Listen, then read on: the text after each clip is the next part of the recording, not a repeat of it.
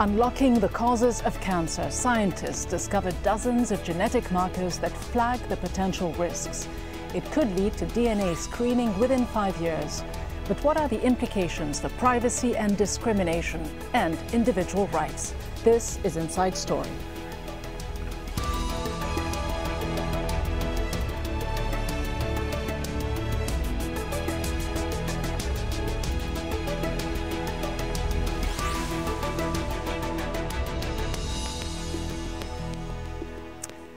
Hello, I'm Rida Fakhri. Welcome to the program. It is being described as the single biggest leap forward in understanding the genetics of disease. Scientists say they've isolated parts of the human DNA that can identify those most likely to develop breast, ovarian and prostate cancer. A huge international effort led by British researchers carried out genetic tests on 200,000 people. They say it could lead to DNA screening within 5 years. Researchers compared the genetic code of thousands of healthy men and women with thousands more who had developed the cancers. Those who had the cancers were found to have faults in particular parts of their DNA. Those with the most faults were the most at risk. Now, in the case of prostate cancer, those most at risk were 5 times more likely to develop the disease and had a 50-50 chance of doing so. For one type of breast cancer, women with the most faulty DNA were 3 times more likely to get the cancer, and a third of them did. Now, the discovery could see the development of personalized risk profiles for the diseases and targeted screening programs for those most at risk. But there are warnings. The same DNA information could be used by health insurers or employers to screen out people based on their genetic predisposition for developing a particular illness. Joining us in London in our broadcast centre is John Gillett from the Economic and Social Research Council. Also joining us in London, Julie Sharp, a Senior Science Information Officer at Cancer Research UK. How significant a breakthrough is this for treating, even preventing some types of cancers and serious illnesses? I think it's undoubtedly a major piece of work. The sheer scale of it is very impressive. The sheer scale of it also points to some of the problems there, the sheer difficulty of doing this kind of work, finding these kind of genes. And I think against that background, there is a slight danger of us rushing to the idea that we're developing therapies here. So whilst I think this is a very important set of researchers, which is part of lots of other kinds of research of the same kind, I think we need to bear in mind that finding all these kind of genes, translating all these kind of genes into actually causal hypotheses, translating all that into finding individuals, translating all that into offering sensible treatments to these high-risk individuals. Each of those is really big steps, actually. So I think some of the press coverage which has talked about, treatments in 5 to 10 years, I think is probably over the top. I think it's a long, hard road, this, and I think we just need to, understand and know that. Just how close are these genetic tests to being used in clinics? Well, of course, I mean, this is, you could take a historical view on this. I mean, obviously at one level, genetic testing is a clinical reality now. There are many genetic diseases for which there are tests, and people have them, and a lot of people have them all the time, often the very rare diseases. But together that adds up to quite a lot of people. Genetic tests are already used now to kind of subdivide cancers, to think about how best to treat cancer. So genetic testing is already a reality of medicine. But this idea that genetic testing of this kind and these studies apply to the whole population, the idea that this will transform medicine has been an idea that's been around actually for 20 years now. And it's always been said to be 5 to 10 years down the line. So we should have had it 10 years ago, according to some in the 1990s who made those predictions, and the scientists and some of the press are saying the same now. So it's kind of a horizon that keeps receding as we approach it, although as we do approach it, certainly some things happen. So it's quite a hard question to answer that, really. So there's still quite a debate as to how long a wait it might be before we see this type of genetic testing becoming routine. But in terms of how substantially and substantively significant this new research is, Dr. Julie Sharp, do you agree with some of your colleagues who have said that this is, quote, the single biggest leap forward in finding the genetic causes of cancer? I think it is a really important step forward. It's the biggest study of its kind, and it gives us a wealth of information that we can actually start to use immediately. It's really important to note that actually one of the first applications of this information will be those people who already have some kind of family history of cancer, and it's those people where we really might start to apply this work first of all before we start looking at the wider population. So huge potential, but what about the negatives, the downsides? I mean, these genetics tests will be able to tell us whether people are at a higher risk for developing certain cancers and serious illnesses, but they don't necessarily mean that these people will, at the end of the day, have those types of cancers or illnesses. Could they also put too much strain in the long term on some of the healthcare centres around the world by having too many people show up for these types of specific screenings? Well, in the long term, actually, these kind of tests might help us to make things like screening more efficient, because if we find someone is at a very low risk, then they might not need screening as often. And if they are at a higher risk, then they'd need more intensive treatment and screening. It's really important to note that these tests wouldn't just be used in isolation. So in the same way that a doctor takes someone's account of someone's lifestyle, their family history, as well as their genetics, all these things would be added together so that doctors could really help and advise people more with a greater degree of information that would really help them to make those big decisions. You say these results won't be used in isolation. Dr. John Gillett, what about people's fears? Some people have concerns that these pieces of DNA information that may come out of these genetic tests, although they could help prevent and treat diseases, they could also be misused in that people could have access to them, and this could infringe on some patients' rights to privacy, for example, and the issue of discrimination as well. Yes, these issues have been, fairly extensively debated over the past, well, coming on 20 years now, really, or even 25 years in the UK and across the world. So far, there is some evidence of aspects of genetic discrimination in employment in the US, although not as much as is sometimes suggested, I would say. There's very little evidence, if we're talking about the UK, of genetic discrimination that isn't at the same time really based on family history of illness. And I think, as a colleague was just saying, that in the first instance, this kind of genetic testing is likely to be used with people who've probably got some family history anyway, or existing illness. And certainly my experience of working on the issue of discrimination over the past 10, 15 years has been that the people who actually lose out most in areas of employment or insurance of various kinds are the people who are already ill or have a strong family history of illness. And genetic testing doesn't really make much difference to that scenario. So when we go to the wider population, the phrase is often used, say, a genetic underclass, but I think that's probably overblown. And I think before we even get to that kind of stage, we'd have to think about the feasibility of mass screening in any case. Dr. Julie Sharp, Dr. John Gillett mentioned the United States there, but in fact, in the US, there is a federal law, the Genetic Information Non-Discrimination Act of 2008, which protects Americans from being treated unfairly because of differences in their DNA that show them to be at higher risk for developing certain types of cancers, so that they wouldn't be unfairly discriminated against by either their health insurers or their employers. How important is it to have this type of legislation in the UK, elsewhere in the world, to allay people's fears as well about the idea of genetic testing that can be misused against them?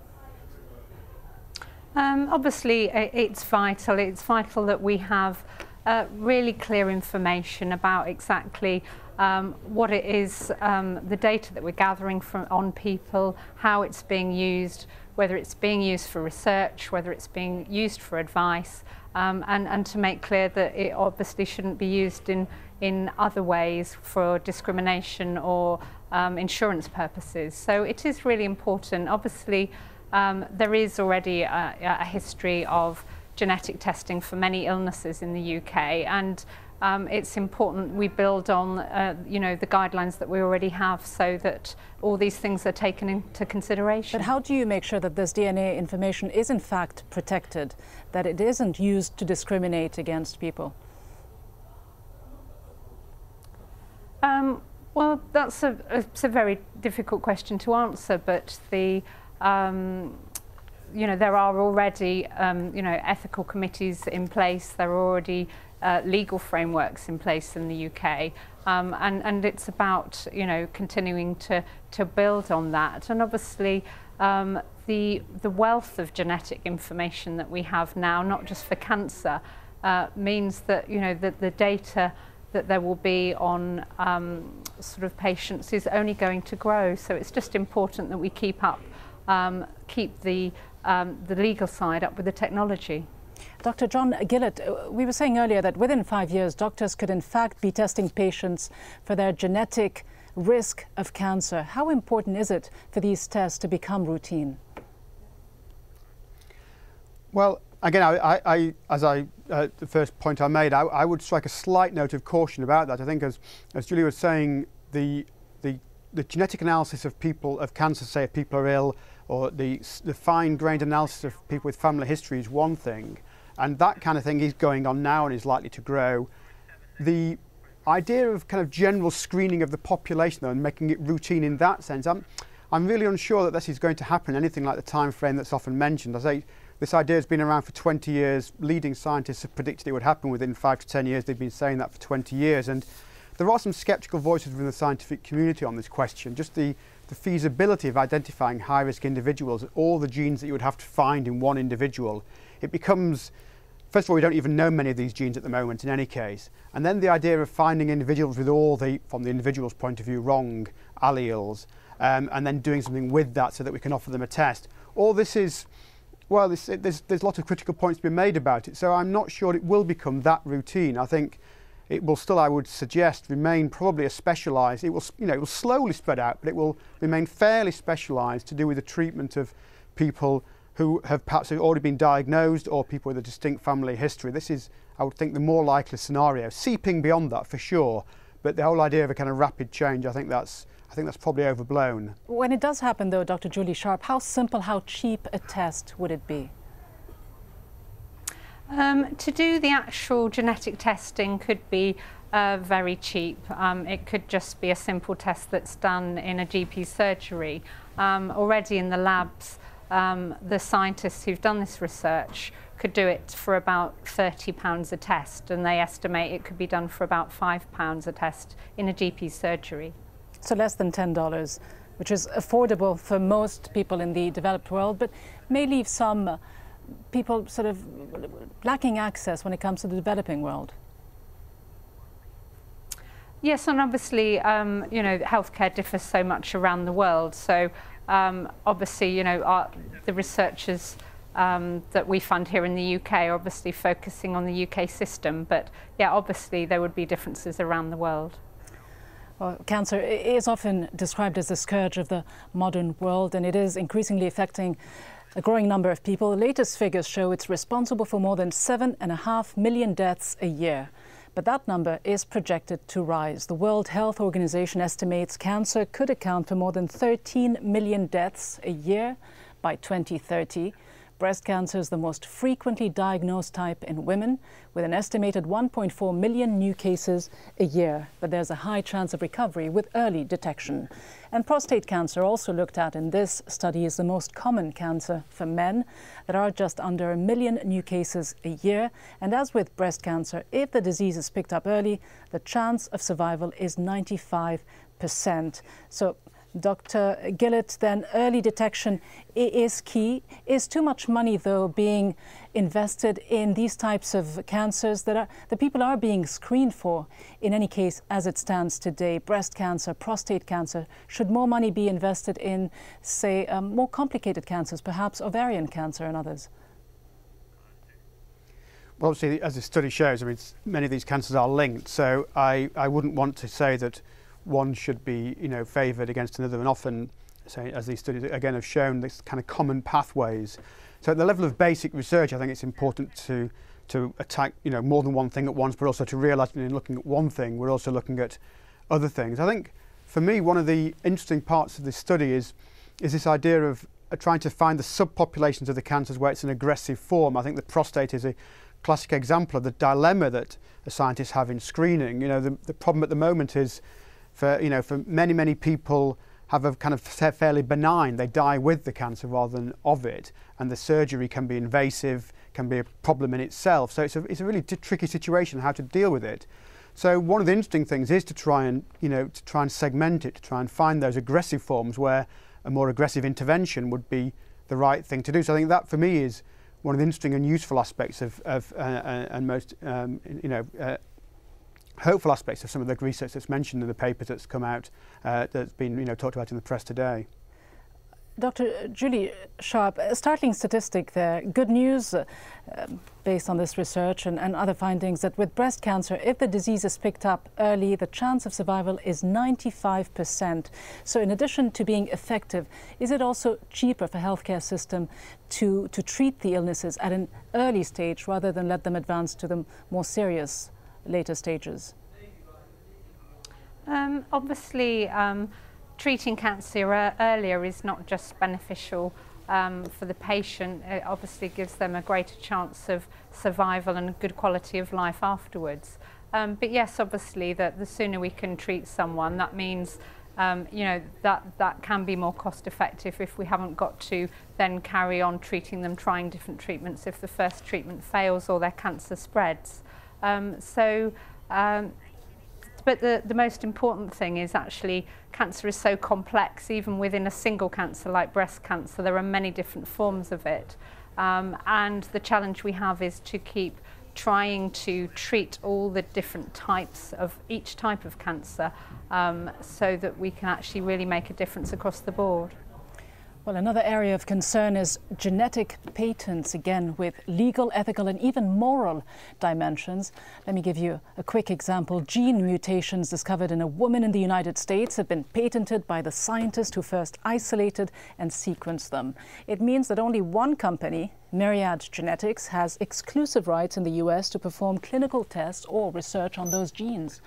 That is being challenged, though, in the Supreme Court by the American Civil Liberties Union. John Gillett, how do you patent a gene? I mean, is there a convincing copyright argument that can be made by any scientist who has first isolated or sequenced gene mutations? Well, yes, I mean, there is an argument. I ultimately don't agree with it, but I don't think it's quite as ridiculous as it sometimes sounds. The argument is it's the isolation of the gene, it's the novel techniques involved in the isolation, the characterization of the gene that is it's important and is worthy of patent protection. So, as the saying goes, they don't own the gene in the human body. They own the isolated sequence, and they control certain rights of what you can do with that gene. So ultimately, I don't agree with it, but as I say, I don't think it's quite as odd as it seems at first blush. Dr. Sharp, your thoughts on this? Should the process be treated more as a discovery than an invention that warrants a patent? It's not an area of which I'm an expert on at all, so I think it's very difficult for me to comment.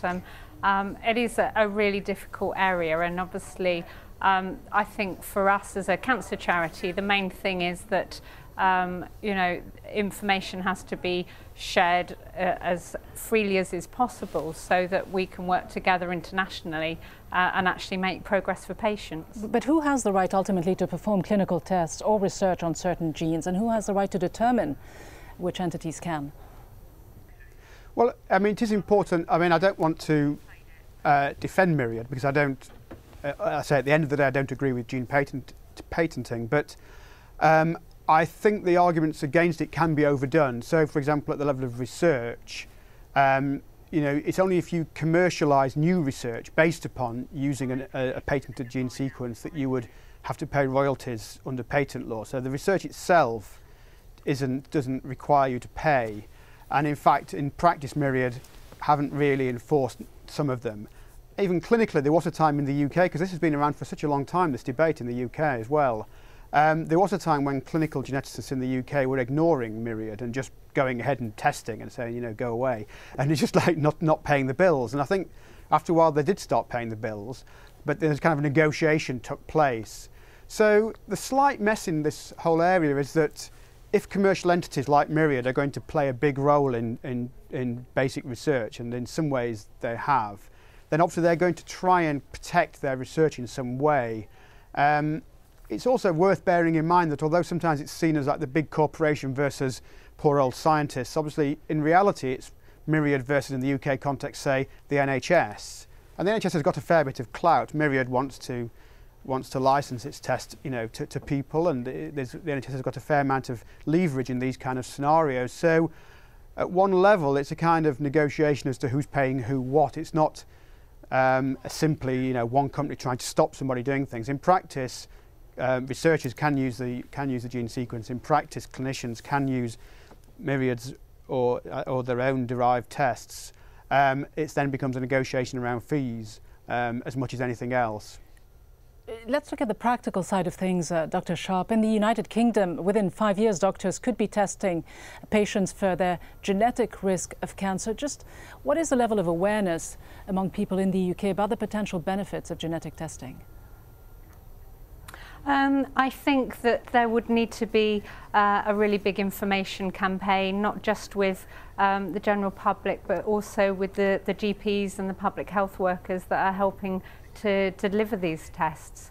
I think that people would need to really understand, and risk is a very difficult concept to explain to people. So I think we'd need to have a really good communications approach to actually make sure people knew how to interpret the information and what the information meant for them, because every individual is different and people react very differently to knowing about this sort of information about their long-term health. What is the biggest hurdle, though, for most people you come in contact with? What is the biggest psychological obstacle for them?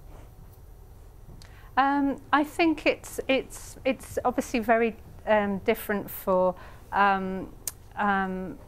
everyone's situation is so different, and with cancer being such a complex disease, obviously people who have a strong family history of cancer, who have seen the effect that it can have on their loved ones, they have a very particular view, because that can really influence their decisions about whether they want to know about their own future health or not.